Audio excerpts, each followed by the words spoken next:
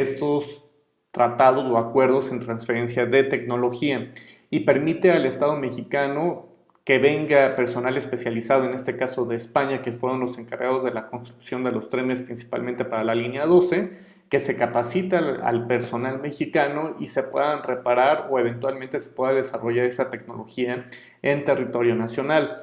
Quizá en algún momento cuando estuvimos hablando de todos estos procedimientos de fecundación in vitro o estos nuevos métodos que existen para que personas que no pueden tener hijos lo puedan hacer, en el país quizá no existía la tecnología suficiente para el desarrollo de este tipo de procedimientos, de tal modo que se tuvieron que importar de otros países estas tecnologías para que fueran asequibles al resto de la población en nuestro país. Por tanto, estos acuerdos de transferencia de tecnología pueden resultar fundamentales para el desarrollo de nuestro país. Insisto, hay en algunos sectores donde no tenemos los avances tecnológicos suficientes al interior de nuestro país y es necesario la importación de tecnología de otros países con el propósito de conocer su funcionamiento y su aplicación en territorio nacional.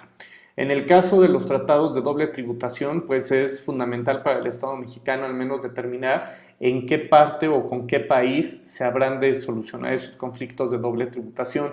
Si será aquí en México, que es donde se cuenta con uno de los domicilios fiscales de las empresas, o si tendrá que ser del lugar al que pertenece esa empresa de carácter transnacional. Entonces, todos estos tratados que hemos observado se van a tratar de regular por esta ley sobre la aprobación de tratados internacionales en materia económica.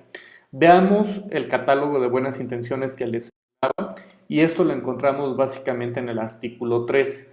Son objetivos de la ley contribuir a mejorar la calidad de vida y el nivel de bienestar de la población mexicana. 2.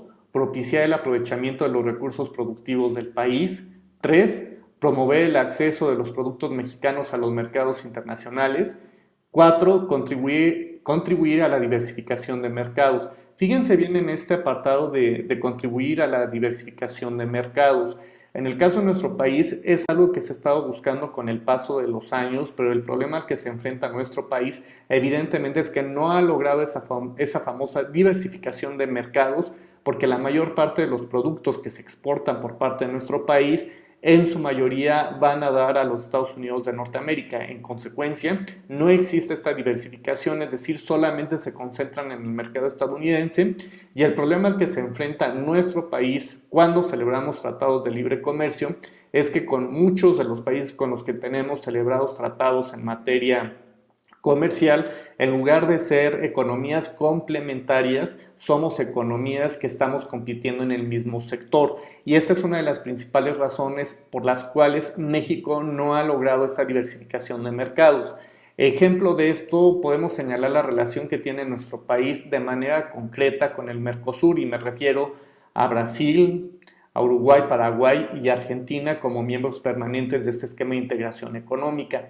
Las similitudes que guarda la economía mexicana con la economía sobre todo de Brasil y Argentina, pues son evidentes porque compiten inclusive en sectores donde debía de ser competitivo, en este caso por ejemplo México. Si pensamos en el tema automotriz, pues estamos compitiendo en el mismo segmento, tanto Brasil, Argentina como México compiten en este sector y México se ha consolidado, eso es cierto, como uno de los más grandes productores a nivel mundial de vehículos.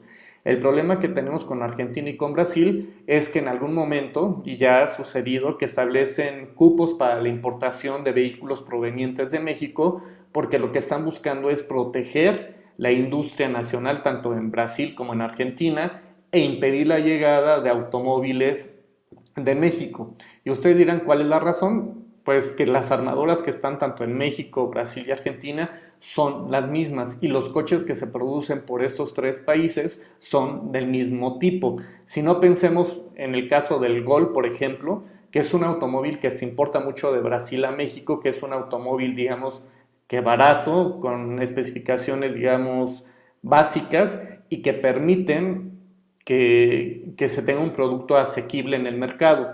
El problema está en que tanto Brasil como Argentina también producen ese mismo tipo de automóviles. Entonces, en lugar de propiciar la complementación de las economías, pues estamos en un escenario donde compiten en estos mismos escenarios. Ahora, no solamente me refiero al sector automotriz, pensemos ahora en la cuestión agrícola. México es un gran productor, como le dicen ahora, de commodities o de materias primas, en donde pues México, la mayor parte de su producción agrícola pues también va a dar al extranjero, y justamente en estos sectores es donde también existe una fuerte competencia con estos países en particular. Realmente México como complemento a las economías centroamericanas o al resto de las economías latinoamericanas, pues esto simplemente no existe, dado que pues todos producimos lo mismo, nos estamos refiriendo a materias primas de manera esencial, y en consecuencia pues no permite la diversificación de los mercados para los productos de nuestro país. Existen algunos sectores como el maquilador o el manufacturero que son similares, en donde pues México se ha convertido, sobre todo en la franja norte. Ahora no tengo a nadie de Chihuahua, por ejemplo, pero en la zona norte del país el tema de las maquiladoras es un tema fuerte, y de ahí depende la economía de muchos de los habitantes de esta zona del país. El problema al que se enfrentaron, sobre todo en la renegociación del TEMEC, es que Estados Unidos estaba acusando a nuestro país de manera concreta de que solamente era una especie de Lego las fábricas que tenemos en el país. ¿Por qué? Porque buena parte, no sé, por ejemplo, pensemos en celulares, en pantallas, refrigeradores, lavadoras, donde México es justamente potencia en su producción de estos bienes. Sin embargo, el problema que tenemos en nuestro país es que solamente sirve como una especie de Lego, porque las piezas llegan al territorio nacional y es aquí donde se ensamblan las piezas provenientes de distintas partes del mundo sin que exista un valor agregado incorporado por México. Por ahí, Jacqueline, en el tema del puerto interior en Guanajuato, justamente esta es la idea que tiene este centro logístico que se creó en el Bajío del país. La idea es de que se tenga una serie de fábricas en el puerto interior y que ahí se ensamblen los productos para que salgan directamente al extranjero, y de ahí, bueno, llegue la producción a distintas partes del mundo. Entonces, vamos a observar que en el caso de nuestro país resulta aún complejo este tema de la diversificación de mercados. Convendría al Estado mexicano que se procure la diversificación de estos mercados, en el entendido de que mientras más oportunidades o mientras más mercados se abran para los productos mexicanos, esto propiciará también el crecimiento de la economía de nuestro país.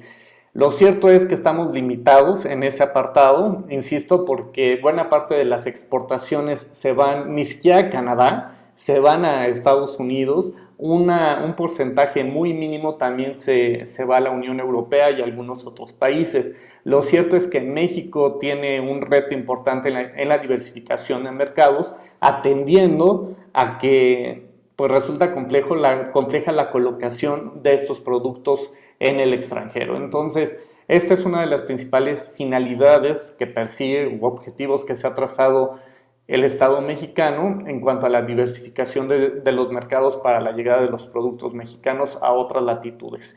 Quizá en el caso de China, Japón, ahí estamos observando que para México puede abrirse una oportunidad importante de intercambio comercial, porque estamos observando que sobre todo en el intercambio de productos agrícolas o porcícolas existe un mercado importante en el mercado chino y en el mercado japonés, en donde pues existe la posibilidad de que el Estado mexicano pueda colocar sus productos, así como ha sucedido por ejemplo con el aguacate en la época del Super Bowl, en donde pues todo el mundo se le ocurre que ese día tiene que ser guacamole para consumir esos días, por ejemplo, ¿no? Entonces, para el caso de nuestro país resulta relevante esta tarea, y ahora veamos la fracción quinta: fomentar la integración de la economía mexicana con la internacional y contribuir a la elevación de la competitividad del país. Aquí debemos observar que en el caso de nuestro país, si hay un sector que está plenamente integrado con la economía de los Estados Unidos, definitivamente es el sector automotriz. Y es el sector automotriz porque las piezas que se utilizan para el ensamblaje de los automóviles pueden ser producidas tanto en México, en Estados Unidos y Canadá, y no pagarán arancel alguno. Por ahí no sé si recuerdan que se le había exigido por parte de Donald Trump a México un alto contenido nacional en los automóviles producidos en nuestro país. Aquí es importante hacer notar que hemos tenido en los últimos años la llegada de fuertes empresas a territorio nacional, justamente porque el mercado estadounidense es el más grande del planeta. Después tenemos al mercado chino en cuanto a la compra de automóviles, pero Estados Unidos es el principal mercado. Y hemos de observar que en el caso de nuestro país tenemos ciertos clústeres o ciertas partes del país que se han dedicado prioritariamente a la construcción de automóviles. En el caso del Bajío, pues es claro que tenemos a General Motors, tenemos a Mazda, ahí me corriges, Jacqueline, porque Mazda no sé si está en la Paseo del Grande o ya es parte del municipio de Salamanca donde se encuentra la planta, pero ya hay una participación importante en el sector. Y bueno, tenemos plantas de Hyundai, ¿cómo se llama esta otra marca que también es coreana? A ver si alguien la recuerda, de Kia. ¿Ya? Exacto, que también tiene su planta en pesquería en Nuevo León. Y bueno, también tenemos la planta que tenemos al menos de Volkswagen en Puebla, pero también alguna que tenemos ahí en el Bajío para la construcción de motores, Nissan en Aguascalientes. Y si alguien se ha dado, bueno, en este caso tenemos a Diego allá en Aguascalientes, en la planta de Aguascalientes la mayor parte de la producción de esta planta está dirigida a los Estados Unidos de Norteamérica. Cuando llegan a la planta, lo único que hay son estas inmensas góndolas o estos vagones del tren que están dirigidos solamente para la exportación de vehículos hacia los Estados Unidos de Norteamérica. Entonces, en ese sector en particular hay un alto grado de integración económica y estamos vinculados, nos guste o no, estamos sujetos a los ciclos económicos de la economía estadounidense. Y aplica definitivamente el dicho este de que si a Estados Unidos le da una gripa, pues a nosotros nos da una neumonía, por ejemplo, si hay problemas en cuanto al desarrollo económico. Entonces, vamos a ver que México tiene como una tarea principal buscar la integración económica con otros mercados e insisto, tendrá que buscarse esencialmente para complementar las economías. Fracción sexta, promover la transparencia en las relaciones comerciales internacionales y el pleno respeto a los principios de la política exterior establecidos en la fracción décima del artículo 89 de la Constitución. En los objetivos particulares que se traza esta ley, en materia de solución de controversias, vamos a encontrar una reiteración un poco de lo que ya vimos en la ley sobre celebración de tratados. Aquí vamos a encontrar que debe otorgarse tanto a mexicanos como extranjeros que sean parte en alguna controversia el mismo trato conforme al principio de reciprocidad que ya hemos visto. En la medida en la que México concede, en esa misma medida tiene que hacer concesiones su contraparte. Vamos a ver que se debe de asegurar a las partes las garantías de audiencia y de debido proceso en sus defensas. Recordemos que esto resulta fundamental y las partes en una controversia deben de tener el mismo derecho para ser oídos y vencidos en juicio, para proporcionar sus pruebas y alegar lo que a su derecho convenga. Debe de asegurarse que la composición de estos órganos a través de los cuales se resuelvan diferencias entre nacionales y extranjeros sean de carácter imparcial, es decir, deberán buscar que estos órganos no solamente estén inclinados a favor de alguna de las partes, sino que tendrá que buscarse la imparcialidad de estos métodos o formas de solución de diferencias que pueden contenerse en estos tratados en materia económica. En materia de prácticas desleales del comercio, por ahí ya habrán escuchado en sus clases de régimen jurídico del comercio exterior que existen algunas prácticas que realizan los estados, por ejemplo, pueden estar exportando algunos productos y esto lo hace constantemente China, que cuando llegan a otros mercados inclusive los vende por debajo del precio que tienen en sus territorios de origen. Esto tiene que ver con el dumping. Y aquí podemos observar que este tipo de prácticas, dentro de los objetivos particulares que persigue esta ley, deben de buscar eliminarse estas barreras que pueden generarse para el libre intercambio de las mercancías de los países. Y esto resulta relevante porque en el caso específico de China, lo que hace llegar a cualquier país, no solamente me refiero a México, en el caso de nuestro país tenemos muy claro la afectación que ha tenido, por ejemplo, en el sector zapatero. Ustedes dirán, ¿qué afectación puede haber ahí?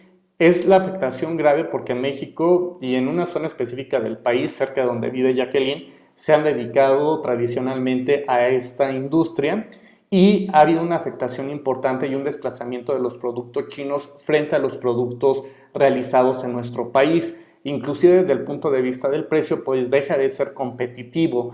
el producto realizado en nuestro país frente a los productos realizados o elaborados en China. Entonces, lo que hace el gobierno de China, recuerden que tiene una participación importante del Estado en la producción de las fábricas e incide en la política en este aspecto en particular. Y lo que hacen normalmente los chinos es, ok, llegamos a un mercado, lo invadimos, lo inundamos de nuestros productos, no importa que sean malos, chafas y todo lo que sabemos que ocurre con los productos chinos. Digo, hay algunos que tienen sus excepciones, como algunas fábricas que trasladan su producción a esos países, como en el caso de Apple y de algunas otras empresas grandes que tienen ciertos estándares de calidad. Sin embargo, la regla general es que los productos sean de mala calidad y lo que hacen es empezar a desplazar en los mercados a los que llegan a los productos realizados en esos países. Como los productos de ellos son muy competitivos desde el punto de vista del precio, desplazan a los productores locales y en consecuencia pues empiezan a canibalizar estos mercados y por tanto pues los desplazan y hacen que quiebren las industrias nacionales. Entonces, tanto en el sector, por ejemplo, textil o en este caso de la industria de los zapatos en nuestro país, ha habido una afectación directa, por ejemplo, de China en este apartado en particular. ¿Por qué? Porque ha desplazado a los productores locales y simplemente ha invadido con sus productos que, si bien es cierto son de bajo precio, son de muy mala calidad como regla general. Entonces, lo que México tiene que buscar en este sentido es buscar evitar justamente este tipo de prácticas con el resto de la comunidad internacional y evitar en lo posible que haya una afectación a las industrias nacionales. No solamente tiene que ver con el tema del dumping, por ejemplo, pero también tenemos algunas barreras. Ya saben ustedes que existen barreras arancelarias y no arancelarias al comercio. Y cuando estamos hablando de las barreras arancelarias, estamos en el supuesto de que los estados pueden imponer tasas para la importación de productos provenientes de otros países, es decir, lo que se cobra cuando ingresa un producto que viene del extranjero. Entonces, vamos a encontrar que México, de acuerdo a esta ley, tendrá que buscar la eliminación de este tipo de prácticas por parte de los estados. Existen quizá algunas otras prácticas que no son o no tienen que ver con barreras arancelarias, que no tienen que ver con la implementación de impuestos, pero sí tienen que ver con la implementación de normas, por ejemplo, fitosanitarias o zoosanitarias, que no son, insisto, que no son barreras al comercio como tal, sin embargo impiden el libre intercambio de mercancías entre los estados. Y esto ya ha acontecido en algún momento en el caso de los Estados Unidos de Norteamérica, cuando dice, es que no puedes traer tus melones o tus sandías aquí porque tienen E. coli, por ejemplo. Entonces dicen, no van a pasar y no entran a territorio estadounidense porque presentan estas deficiencias tus productos.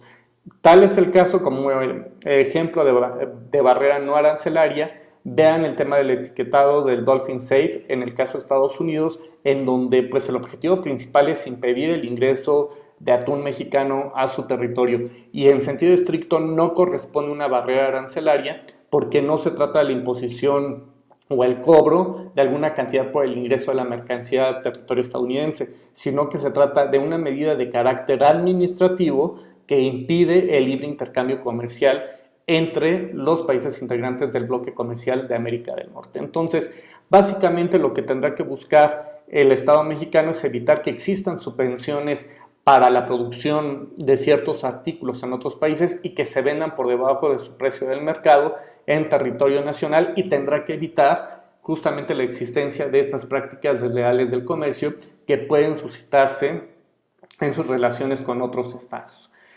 Aquí tenemos un problema y en la siguiente fracción México tendría que buscar en la celebración de estos tratados fomentar el respeto de los derechos de propiedad intelectual. Fíjense de lo que estamos hablando aquí. México tiene serios problemas para el respeto de la propiedad intelectual, pero también en el caso de nuestro país hay una serie de derechos que también se han violentado por parte de algunos otros países, principalmente de China. Si queremos comprar ahora una bandera, resulta que ya ni siquiera es nacional, ni siquiera fue producida en nuestro país, ya es una producción netamente china. Si no, vean inclusive la producción que tenemos ahora hasta de las vírgenes de Guadalupe, de estas piezas, que también han hecho un negocio por parte de China y entre otras cosas, ¿no? En el caso de nuestro país, pues debe de buscar el fomento o la protección de los derechos de propiedad intelectual, también a la propiedad industrial. Vamos a revisar la fracción cuarta, impulsar el fomento y la protección recíproca de las inversiones y transferencias de tecnología, generación, difusión y aplicación de los conocimientos científicos y tecnológicos que requiere el desarrollo nacional, impulsar la eliminación o reducción de obstáculos innecesarios al comercio y prever que las normas de los tratados consideren las asimetrías, diferencias y desequilibrios como las medidas correspondientes para compensarlas. Esto teóricamente lo deberían de tener en consideración quienes participan en la celebración de este tipo de tratados, porque insisto, en el caso de Estados Unidos y Canadá en el marco del TEMEC, es claro que existen asimetrías importantes entre la economía estadounidense y la economía mexicana. Claro está que entre Estados Unidos y Canadá quizá las asimetrías son menores, en el caso de nuestro país son abismales y quedan a la vista de todos. Entonces tendrán que procurarse o considerar este tipo de asimetrías que pueden existir en la celebración de este tipo de acuerdos por quienes intervengan en su celebración. ¿Se acuerdan que les había dicho que existe una obligación de ofrecer ciertos informes? En el caso de la Secretaría de Relaciones Exteriores, tiene la obligación de presentar los informes en dos momentos. Uno tiene que ver con el informe de las negociaciones y el otro sobre el resultado final de esas negociaciones. En el caso del informe que deben de presentar en relación a las negociaciones, deben de expresarse las razones que se tiene para negociar ese tratado, así como las consecuencias que tendría para el Estado mexicano la no celebración de este tratado en materia económica. Tendrá que indicarse los beneficios y ventajas que se espera obtener a partir de la celebración de este tratado y tendrá que señalarse un programa o una calendarización de las actividades en torno a la negociación de ese tratado. Eventualmente, el Senado de la República puede solicitar entrevistas de servidores públicos, de representantes de grupos de interés, peritos o cualquier otra persona que esté relacionada con el objeto y fin de ese tratado a efecto de recabar sus opiniones y saber si es conveniente o no la celebración de estos tratados. Por ahí habrán escuchado que de repente abren estos foros en la Cámara de Senadores y se cita justamente a los sectores de la industria que podrían estar involucrados en la celebración de ese tratado para identificar áreas de oportunidad, es decir, aquellas cosas donde puede mejorar el Estado mexicano, pero también donde puede obtener una ventaja o puede simplemente colocar los productos nacionales. Bien, vamos a ver que estos informes se tienen que presentar a través de las secretarías de Estado o de cualquier organismo de la Administración Pública Federal que represente a México sobre el inicio de las negociaciones formales de un tratado. Recordemos que quien cuenta o quien lleva la batuta en esto de todas formas sigue siendo la Secretaría de Relaciones Exteriores. ¿Cuándo se tiene que presentar ese informe? Ese informe se tiene que presentar al inicio de cada periodo ordinario de sesiones. En cuanto al resultado final de las negociaciones, tendrá que señalar los beneficios que se obtuvieron a partir de la negociación o de las negociaciones celebradas, los alcances y compromisos obtenidos de esas negociaciones, así como informar o señalar aquellas normas generales y o administrativas que requieran alguna modificación en el orden jurídico interno para estar en posibilidad de cumplir con el objeto y fin de ese tratado. Bien. Para la aprobación de un tratado ya firmado deben presentarse los siguientes documentos. Si ya existió, vamos a ver qué documentos son los que tienen que acompañarse. El primero de ellos es un escrito con todas las acciones administrativas con el objetivo de cumplir con todos los lineamientos establecidos al interior del tratado, una explicación de cómo la aprobación afectará las leyes y reglamentos de México, los rubros en que México hizo concesiones en el proceso de negociación, la forma en que se cumplirán los objetivos que correspondan al tratado indicado, la manera en la que el tratado cumple con los principios establecidos o con los objetivos señalados en el artículo 3 y 4, así como las posibles reservas o las reservas formuladas por el resto de los países que participaron en la celebración de este tratado. Vamos a observar que el Senado y la Comisión Permanente deberán turnar el tratado a las comisiones competentes en la sesión siguiente a la fecha en la que el Ejecutivo Federal lo haya sometido al Senado. Y esta es una obligación que tienen en términos generales la Comisión Permanente de turnarlo a la comisión que resulte competente al interior del Senado de la República para que inicien el análisis, discusión y su posterior sometimiento al Pleno de la Cámara de Senadores para su aprobación. Como verán, todos estos documentos resultan fundamentales para la Cámara de Senadores para identificar cuáles son estas ventajas, desventajas, las reservas que pudieron haber sido formuladas por las partes o cualquier otro elemento que resulte de relevancia para considerarlo en el momento de la aprobación del tratado por parte del Senado de la República. En términos generales, esto es lo que establece la Ley sobre Celebración de Tratados Internacionales en materia económica y para nuestro país resulta fundamental la concreción de este tipo de instrumentos, dada la importancia que tiene para nuestro país el intercambio comercial con otros estados. Hemos agotado ya el análisis de estas leyes y no nos va a dar tiempo ya de revisar si existen diferencias entre el control de la constitucionalidad y de la convencionalidad. Sin embargo, asumo que este tema ya lo habrán visto en sus clases de derechos humanos. Y bueno, aquí advertiremos que en el caso del control de la constitucionalidad, en el caso de nuestro país se ha señalado de manera insistente que tenemos un control difuso. Sin embargo, se trata de un control concentrado porque finalmente quien tiene la última palabra para determinar si un acto se encuentra conforme o no a lo establecido en la propia Constitución, al final del día son los órganos integrantes del Poder Judicial de la Federación quienes tienen la posibilidad de establecer o determinar si una sentencia o alguna resolución o acto de autoridad se encuentra ajustado a los lineamientos establecidos por la propia Constitución. Recordemos que el control de la convencionalidad también se ha dicho que para su ejercicio cualquier juez de primera instancia o de cualquier tipo tiene la posibilidad de entrar al análisis y revisar si el acto de autoridad del que se trata cumple o no con los lineamientos establecidos en los tratados internacionales.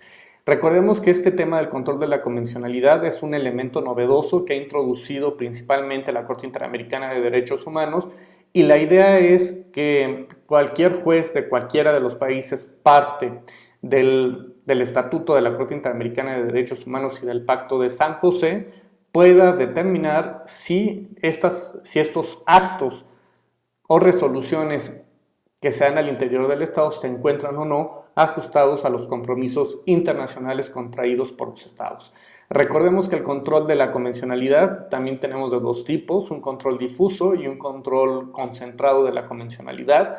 El control concentrado de la convencionalidad lo ejerce en términos generales la Corte Interamericana de Derechos Humanos y establece, recordemos que es la entidad encargada de la interpretación y aplicación de la Corte Interamericana de Derechos Humanos y eventualmente establece el sentido en el que deben de ser consideradas las disposiciones del Sistema Interamericano de Protección de Derechos Humanos. Y se entiende que existe el control difuso de la convencionalidad porque se entiende que cualquier juez de cualquiera de los estados parte de este instrumento puede revisar si el estado o la autoridad correspondiente ha cumplido con los lineamientos establecidos en estos pactos internacionales. Vamos a observar que tenemos dos tipos de incorporación de los tratados en el derecho interno. Tenemos por un lado la incorporación automática y por el otro lado tenemos la recepción especial. En este caso vamos a encontrar que en cuanto a la incorporación automática no requiere de ningún acto normativo especial para la incorporación una vez que el tratado es obligatorio internacionalmente y exigiendo su publicación del mismo se incorpora al sistema jurídico interno. La recepción especial requiere una transformación del tratado mediante una producción de carácter normativo, ley, decreto u orden. Siguen este sistema algunos países, principalmente en este caso el Reino Unido, Israel e Italia, quienes requieren que una vez celebrados estos tratados, estos se transformen en una ley interna, en una ley del Estado para que ésta pueda ser observada y cumplida por el Estado que corresponda. En el caso de nuestro país, estamos en la incorporación automática de acuerdo al sistema que tenemos en nuestro país, porque no se requiere más que de la aprobación del Senado de la República, pero no requiere que ese tratado no requiere pues de un acto de producción normativa de parte del legislativo para que pueda obligar y pueda tener observancia en territorio nacional. Es decir, que bastaría con el simple hecho de que el Estado ya, bueno, en el caso de nuestro país ya lo firmó, ya lo aprobó, con esto es más que suficiente para que resulte aplicable en territorio nacional sin requerir de alguna ley o decreto. Tenemos formas de aplicación del tratado en el ámbito interno, tenemos normas ejecutables y normas no ejecutables. Estas normas ejecutables son aquellas que no requieren por su naturaleza, pueden ser aplicadas inmediatamente sin necesidad de un acto legislativo, que es lo que les explicaba hace un rato, y es susceptible de una aplicación inmediata y directa sin que sea necesaria una acción jurídica complementaria. Vamos a observar que pueden ser reclamadas por un individuo que tenga algún interés legítimo de aplicación y vamos a observar que estas normas ejecutables, observamos dos ejemplos. Uno que tiene que ver con la cláusula de nación más favorecida, que puede ser invocada por personas físicas o morales de la nacionalidad del Estado que la ha convenido, y en materia de derechos humanos pueden observarse este tipo de normas. En cuanto a las normas no ejecutables, vamos a observar que carecen de exigibilidad inmediata por la ausencia de normas internas o de otras medidas complementarias, y vamos a ver que requieren de un acto legislativo para su aplicación por los tribunales nacionales. Vamos a ver ahora la diferencia entre enmienda y modificación del tratado. Vamos a observar que la enmienda consiste en un cambio de una parte del tratado, no se va a modificar, es decir, no se va a cambiar todo el contenido del tratado, sino que será solamente una parte del tratado la que estará sometida nuevamente a negociación entre las partes. Vamos a observar que la enmienda está contemplada en el artículo 39 de la Convención de Viena sobre Derecho de los Tratados, e insisto que esta enmienda es solamente una parte de ese tratado, no es la totalidad del tratado la que se estará cambiando, y bueno, solamente podrá ser algún artículo en particular cuando estamos hablando de la enmienda. ¿Cuáles son las reglas que deben seguirse para la enmienda? Debe atenerse a lo señalado expresamente en el tratado, si es que se permiten o no, porque puede ser que exista algún tratado que no permita la realización de enmiendas, y a falta de señalamiento, pues debe someterse esta propuesta a la consideración de los estados parte para ver si aceptan o rechazan este cambio que puede tener el tratado. Todo estado parte puede participar en la enmienda, ¿sí? Y bien, vamos a ver ahora, esto ya lo hemos visto, qué es lo que ocurre con un tratado nuevo y uno anterior y las consecuencias que tiene para los estados.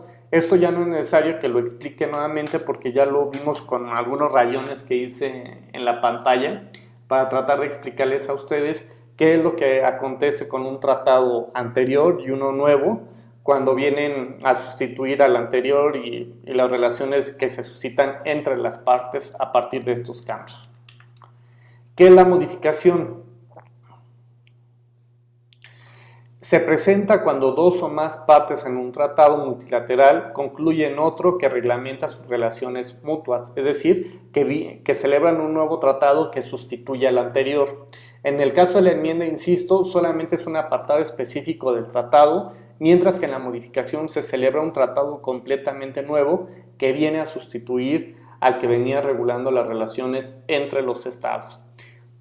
¿Cuándo se presenta la modificación? Cuando esta posibilidad esté prevista en el propio tratado, siempre y cuando no se afecten los derechos y obligaciones de las demás partes y no sea incompatible con el objeto del tratado del que estemos hablando.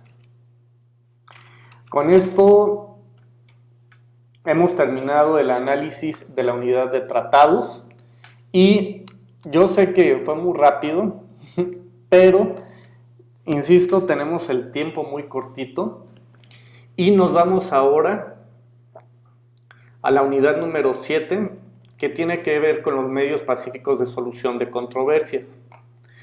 Estos medios de solución de controversias de algún modo ya los hemos desarrollado a lo largo del curso y hemos visto que esta clasificación de los medios de solución de diferencias pueden clasificarse de la siguiente manera. Vamos a encontrar que tenemos medios jurisdiccionales y medios no jurisdiccionales de solución de diferencias. Y cuando estamos hablando de estos medios de solución de diferencias, estamos hablando de que existe la posibilidad de que los estados se pongan de acuerdo o establezcan los mecanismos a través de los cuales se resuelva alguna controversia, algún litigio o conflicto que se suscite entre los estados, ¿de acuerdo? Entonces vamos a revisar que los antecedentes que encontramos de manera inmediata de los medios pacíficos de solución de controversias, encontramos que durante el siglo XIX y anteriores pues era muy común que los estados resolvieran sus diferencias a través del uso de la fuerza, de tal modo que durante los siglos previos al siglo XIX pues era muy común que estos se resolvieran mediante el uso de la fuerza o la aplicación del derecho de guerra o también denominado jus bellum. Y esto significa que los estados, en lugar de sentarse a platicar, a resolver el problema, pues simplemente se iban directamente a las agresiones entre los propios estados y pues todos sabemos las consecuencias que trajo consigo, sobre todo en el siglo XIX y parte del XX, el hecho de que se resolvieran las controversias entre los estados a partir del uso de la fuerza. En el caso de nuestro país fue constante las invasiones, sobre todo en el siglo XIX, en donde de manera recurrente las grandes potencias como España, Francia e inclusive Inglaterra atentaron contra la soberanía nacional e intentaron apoderarse de parte de nuestro territorio. Entonces, para el caso de nuestro país, digamos que tuvimos ciertas actitudes negativas de otras potencias que tenían intereses en nuestro país. Dicho esto, pues sabemos que la forma natural o normal a través de la cual los estados resolvían sus conflictos, pues era a través de la fuerza.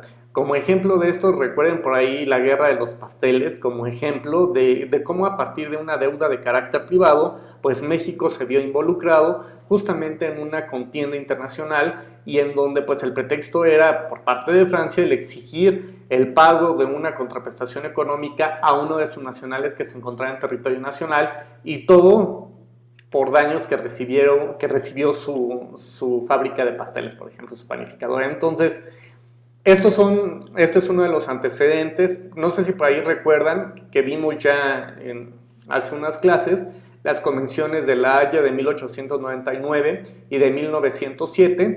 En el caso de la Convención de La Haya de 1899, encontramos que los estados se comprometieron en términos generales a evitar el uso de la guerra o limitar el uso de la fuerza. Ahí recordarán todas las declaraciones y las conferencias a las que pudieron o lograron alcanzar las partes.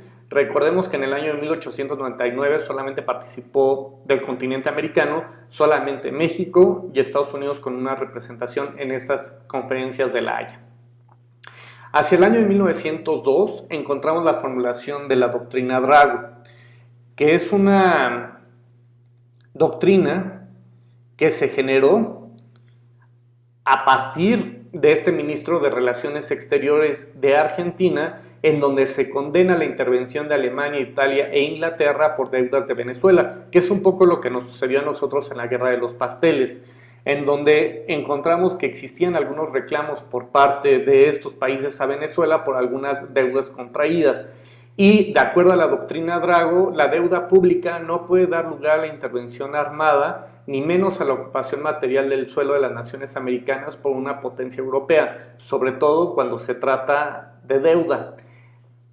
Pero bueno, esto fue lo que formuló el ministro de Relaciones Exteriores y bueno, vamos a ver que en la Convención de La Haya de 1907, en buena medida el pensamiento de este ministro de Relaciones Exteriores se recoge y se encuentra plasmado en el artículo 2 de esta Convención de La Haya de 1907 en los siguientes términos.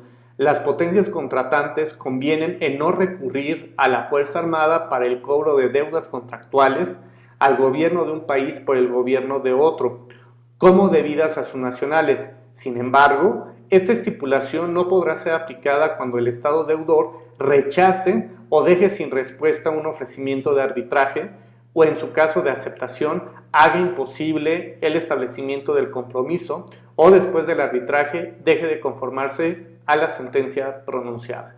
Como ustedes verán, es un punto intermedio porque sí retoma en buena medida lo que se establece por Drago en 1902 para que no se dé origen a la existencia de conflictos bélicos, pero a cambio de esto exige de algún modo la flexibilización de la postura del país, entre esto que permita el llamado o que simplemente se puede instrumentar algún arbitraje para resolver la controversia o recurrir a alguna otra vía para determinar si existe el adeudo que es alegado por alguna de las partes.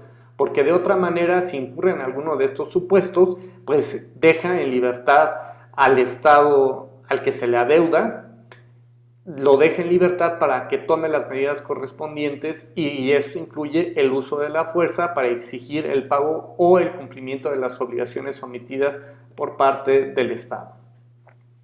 Vamos a encontrar que también el pacto de Bryan-Kellogg, originalmente celebrado entre Estados Unidos y Francia, veamos qué es lo que estaban buscando estos países a través de la celebración de este pacto. Y dice lo siguiente: las partes declaran solemnemente en el nombre de sus pueblos que condenan el recurso de la guerra como medio para solucionar las controversias internacionales y renuncian a este mecanismo como instrumento de política exterior en sus relaciones entre sí y con terceros. Como podrán advertir, existe aquí ya el germen para que las diferencias entre los estados se resuelvan a través de mecanismos pacíficos, no a través del uso de la fuerza.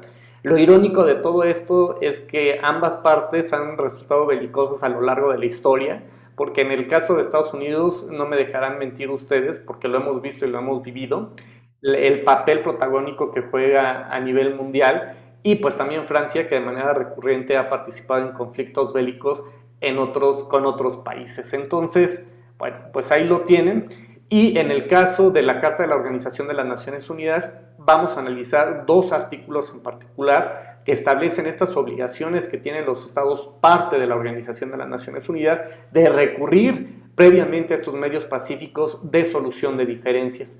Por su parte, el artículo 2 de la Carta de la ONU establece lo siguiente: los miembros de la organización arreglarán sus controversias internacionales por medios pacíficos, de tal manera que no se pongan en peligro ni la paz y la seguridad internacionales ni la justicia. Este es el primer mandato que tienen todos los estados que forman parte de las Naciones Unidas, al menos de resolver sus diferencias a través del uso de estos medios pacíficos de solución de diferencias. Párrafo segundo. Los miembros de la organización en sus relaciones internacionales se abstendrán de recurrir a la amenaza o al uso de la fuerza contra la integridad territorial o la independencia política de cualquier estado o en cualquier otra forma incompatible con los propósitos de las Naciones Unidas. El compromiso está ahí, la obligación está ahí para las partes que integran este tratado.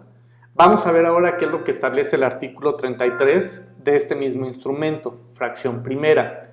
Las partes en una controversia cuya continuación sea susceptible de poner en peligro el mantenimiento de la paz y la seguridad internacionales tratarán de buscarle solución ante todo mediante negociación, la investigación, la mediación, la conciliación, el arbitraje, el arreglo judicial, el recurso a organismos o acuerdos regionales u otros medios pacíficos a su elección. 2. El Consejo de Seguridad, si lo estimare necesario, instará a las partes a que arreglen sus controversias por dichos medios. Y ya sabemos que el Consejo de Seguridad tiene una integración específica e interviene en algunos países como miembros permanentes que inciden eventualmente en la solución de este tipo de conflictos o en los exhortos que pueden hacerse a las partes involucradas en este tipo de conflictos. Vamos a ver entonces que tenemos dos clases de medios de solución de conflictos o de litigios entre las partes. Recordemos que para que exista esto, primero debemos de tener un litigio, un problema, ¿de acuerdo? Recuerden que la definición etimológica de litigios o de litigio proviene de lite, que significa pleito, problema, controversia, conflicto.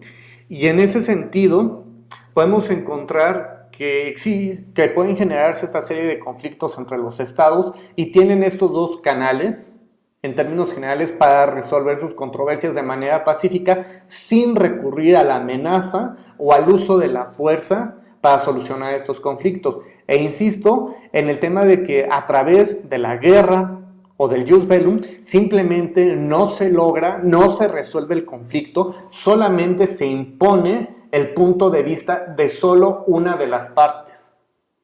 Por tanto, quizá las cosas se calmen, pero no se resuelve de fondo el problema o la controversia que se suscitó entre las partes. Y recordemos que pueden existir, no solamente me refiero a controversias de carácter jurídico, sino que pueden existir controversias o conflictos de carácter político que tendrán que buscar salida los estados involucrados en este tipo de controversias o de conflictos. Y esto significa que para los estados tienen la posibilidad de acudir a estos medios no jurisdiccionales como a los medios jurisdiccionales de resolución de controversias. Y cuando estamos hablando de estos medios no jurisdiccionales, políticos o diplomáticos de resolución de controversias, quizá estamos haciendo mención a este viejo adagio de que más vale un mal arreglo que un buen pleito. Y esto puede traer como consecuencia lo siguiente: estos medios no jurisdiccionales, políticos o diplomáticos de solución de diferencias, el resolver el problema, el pleito entre las partes, siempre radicará en la voluntad de las partes involucradas en el problema. El papel que pueda tener el tercero está limitado. Y está limitado porque en el caso de la conciliación, donde sí puede ofrecer propuestas de solución específica para la controversia o litigio que se está presentando, está limitado al consentimiento o a que los estados quieran adoptar esa propuesta de solución. Vamos a encontrar entonces a un segundo grupo que tiene que ver con los medios jurisdiccionales. Aquí, de algún modo, en estos medios no jurisdiccionales, políticos o diplomáticos, recordarán de sus clases de teoría del proceso que tenemos la autotutela, tenemos formas autocompositivas y tenemos formas heterocompositivas de solución de conflictos o de litigios. Y en el caso, digamos que de la guerra, estaríamos hablando de una figura afín a la autotutela, porque está tomando por su propia mano la reivindicación de cierto derecho que se consideró violentado. Y en las formas autocompositivas de solución de conflictos, encontramos que son las partes las que pueden llegar a un arreglo. Mientras que en las formas heterocompositivas, y aquí entramos a los medios jurisdiccionales de solución de diferencias, tenemos la intervención de un tercero que se asume que es imparcial y que va a resolver la controversia con base en el material probatorio que haya sido aportado por las partes. De tal manera que cuando estamos hablando, regresando un poquito a los medios no jurisdiccionales, vamos a encontrar que tienen ciertas características en común. Y estas características en común que guardan los medios no jurisdiccionales o políticos o diplomáticos de solución de diferencias son las siguientes. Aunque se encuentre la solución, los estados conservan la libertad de acción y decisión en cuanto a la solución de la controversia. Es decir, los estados deciden si quieren o no arreglar la controversia, ya sea por la mediación, la negociación, los buenos oficios, la conciliación o la investigación. Los estados decidirán si adoptan o no alguna de estas posibles soluciones. Porque aún y cuando en la conciliación interviene el tercero solamente dice: aquí está una probable o una propuesta de solución y queda en manos de ustedes si deciden o no resolver esa controversia mediante esta propuesta que se les está formulando. ¿No les gusta? Pues entonces tienen el camino expedito para resolverlo a través de algún arbitraje o a través de un tribunal internacional. En los medios políticos, diplomáticos o no jurisdiccionales, existe la posibilidad de que la controversia no sea resuelta, y que es justamente lo que trataba de indicarles hace rato. Puede ser que las partes digan, tu propuesta no me sirve y no satisface los intereses de las partes en esta controversia, por tanto, a la basura tu propuesta de solución. La obligación se agota al buscar una solución pacífica sin que exista el compromiso de solucionarla. Es como, permítame utilizar el ejemplo, es como cuando estamos en un divorcio o en un pleito de pareja. Ya sabemos que la ley establece que debe de conciliarse previamente y que tienen que acudir las partes a esta conciliación, pero de antemano los cónyuges dicen, no quiero ningún arreglo, es más, no te quiero ni ver. Y nada más agotan la audiencia de conciliación porque lo establece la ley. En el caso del derecho internacional público, esta obligación de acudir a estos mecanismos de solución de diferencias alternativos puede agotarse con el simple hecho de agotar la mediación o la conciliación, pero insisto, no se les obliga a las partes contendientes a llegar a un arreglo o a una solución del conflicto. ¿Qué pasa si se llega a una solución entre las partes en la controversia o en el conflicto? Debe buscarse que conste en un documento, quizá puede ser en algún tratado, donde conste la voluntad de las partes y los compromisos contraídos por estas, derivado de alguno de estos mecanismos de solución de diferencias. Regresando al ejemplo del matrimonio, si van a una conciliación, vamos a pensar que los dos son muy tranquilos y dicen no quiero pleitos y vamos a llegar a un acuerdo.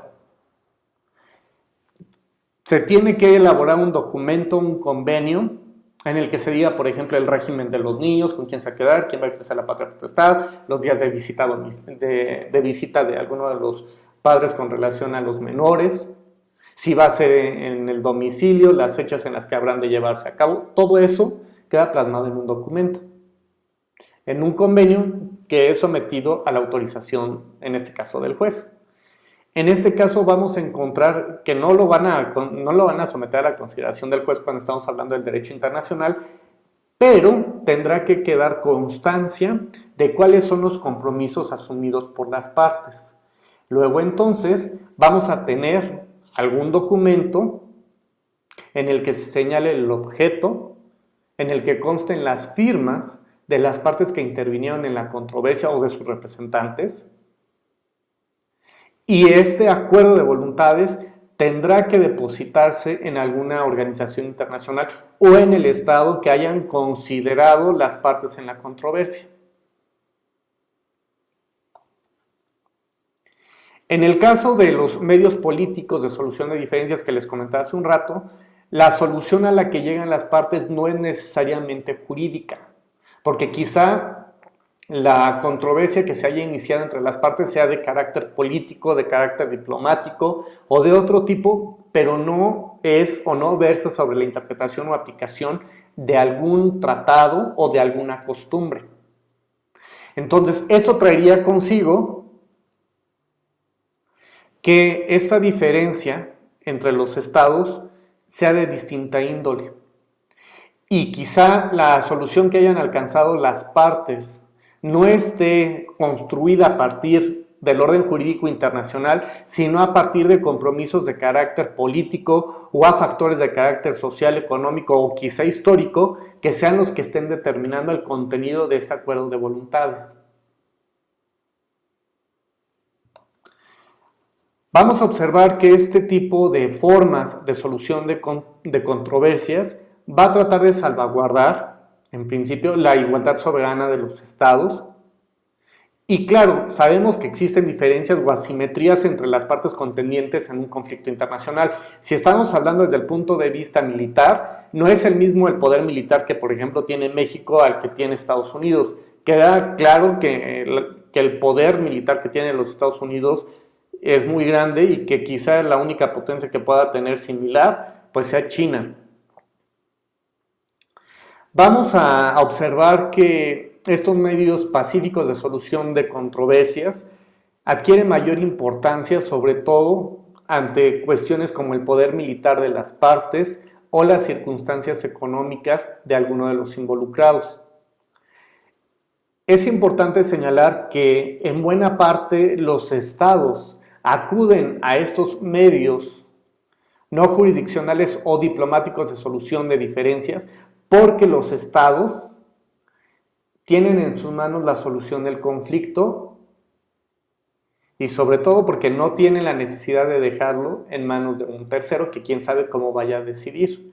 Entonces aplicaría nuevamente esto, que más vale un mal arreglo que un buen pleito, porque quizás sea más ventajoso para las partes un acuerdo de esta naturaleza que entrar a un conflicto o entrar a un proceso del que no saben cuál será el resultado, es decir, si van a ganar o perder en esta controversia. Así encontramos como medios pacíficos no diplomáticos o políticos de solución de diferencias a la negociación, a los buenos oficios, a la mediación, a la investigación y a la conciliación.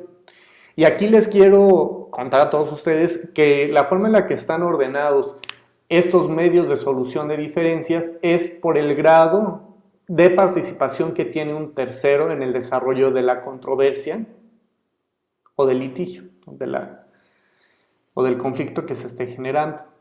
En el caso de la negociación, es claro que son las partes directamente involucradas las que se sientan a revisar cuáles son las causas que están dando origen a la controversia. Y se van a sentar a platicar, a resolver sus problemas. Quizá en este sentido lo podríamos señalar como los conflictos de pareja. Te sientas, platicas, resuelves, te comunicas y obtienes una solución al problema que se está presentando en tu relación de pareja. En el caso de las negociaciones a nivel internacional, van a tener por objeto justamente entablar estas conversaciones y van a participar de manera directa las partes. Si ustedes se fijan, aquí no tenemos la participación de un tercero. ¿Sí?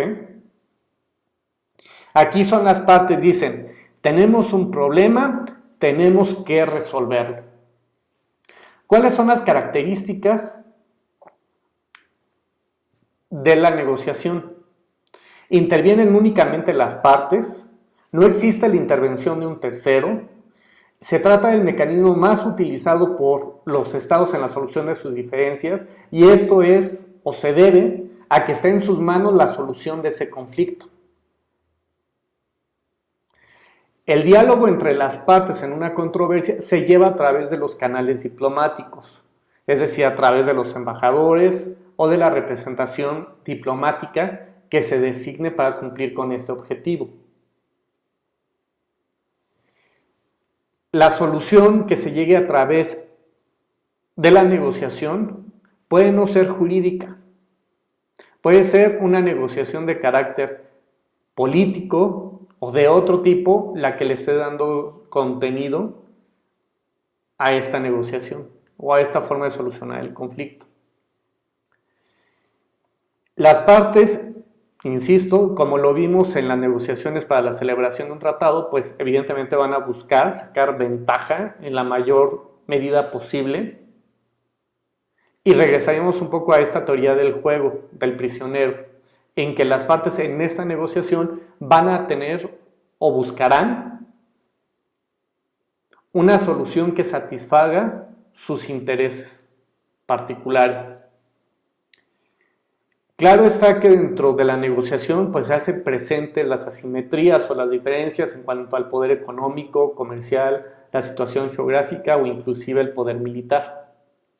En el caso de la negociación no es obligatorio para las partes llegar a una solución. Si llegan, qué bueno, y si no, tendrán que avanzar con otro medio para alcanzar una solución al conflicto. Tenemos dos resoluciones, una resolución de la Organización de las Naciones Unidas contenida en la resolución 4351, donde establece en términos generales cuáles son los lineamientos que deben perseguirse para la celebración de las negociaciones. Estas deben de realizarse de buena fe, deben de tener en consideración los intereses de ambas partes, de quienes se encuentran involucrados en la controversia. El propósito y objeto de esas negociaciones deben de ser compatibles con los objetivos establecidos en la Carta de la Organización de las Naciones Unidas, y las partes deben atenerse al marco convenido para la realización de las negociaciones, es decir, que tendrán que ceñirse a las reglas previamente establecidas para llevar a cabo esas negociaciones por las partes. ¿Cuáles son las desventajas que muestra la negociación? En muchos de los casos existe dificultad para determinar los hechos que dieron origen a la controversia. Es decir, que a veces en este encontronazo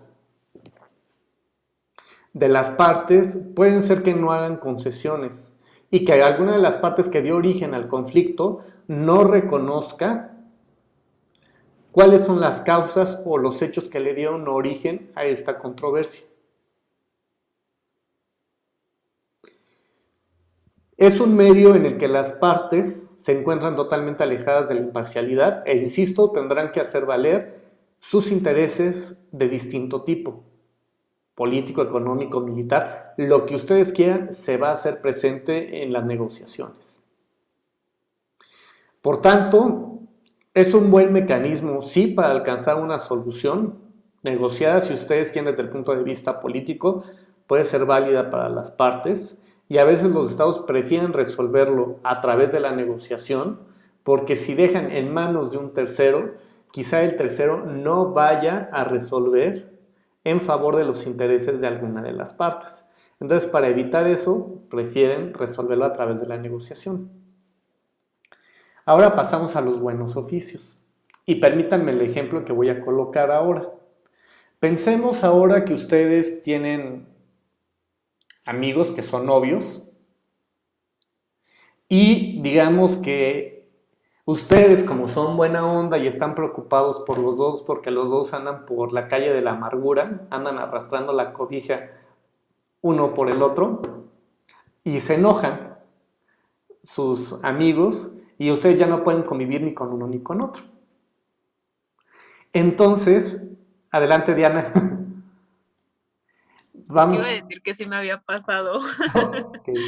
Entonces, Diana ofrece sus buenos oficios para sus amigos. Como no le gusta verlos enojados, verlos disgustados y que simplemente no puede convivir con ambos, digamos que es, no quiero decirlo así, pero es, digamos que el metiche, digamos, no te estoy insultando ni nada, nada más es para ilustrar el ejemplo. Pero, en este caso, Diana ofrece sus buenos oficios y dice, ¿cuál es mi principal misión? Pues que arreglen sus diferencias y tratar de acercarlos para que platiquen, para que arreglen el problema que tienen. Y este sería el papel que tiene un tercer estado en los buenos oficios. Digamos que en los buenos oficios el tercer estado solamente va a tratar de decirles, a ver, calmados, compadres, siéntense a negociar, siéntense a resolver el problema. Es decir, que la actividad del tercer estado o del tercero solamente es para tratar de que las partes se acerquen a negociar. A mí no me interesa saber por qué se pelearon. Ustedes lleguen, platiquen y resuelvan su problema para que estén bien y no estén los dos ahí llorando por su cuenta. Entonces, vamos a observar que en este caso, en los buenos oficios, el tercer estado, su papel se limitará de manera única y exclusiva a decirle a las partes, tienen un problema, háblenlo, arréglenlo, porque nos está afectando a todos los demás. Y vamos a encontrar que de estas características que tiene los buenos oficios, el tercer estado se limita únicamente a acercar a las partes. No puede ofrecer una solución a la controversia. En el ejemplo que teníamos de la pareja de novios, pues, ustedes arréglenlo. Yo ya lo cité aquí, platiquen, adiós. Ahí se quedan. Si se quieren deschongar o lo que quieran, háganlo ya entre ustedes. Pero el tercero no les ofrecería ninguna propuesta de solución al conflicto. Viene el siguiente punto. El tercer estado no puede emitir opinión alguna en relación al fondo del asunto. En el ejemplo que teníamos, es que fulanito me puso el cuerno, a mí no me interesa, yo no voy a resolver el fondo de tu pleito, arréglenlo entre ustedes. Siguiente característica. El ofrecimiento de los buenos oficios debe de entenderse por los estados en controversia como un acto amistoso. Entonces, si alguien viene y ofrece sus buenos oficios, debe de entenderse que el único interés que media es que arreglen el problema, no hay más. Y aquí pasa lo siguiente. Puede ser que el tercer estado, si las mismas partes en conflicto dicen, bueno, estado sutanito de tal, trata de acercarnos, porque tú eres imparcial y bla, bla, bla, ven tú y trata de acercarnos, ¿no?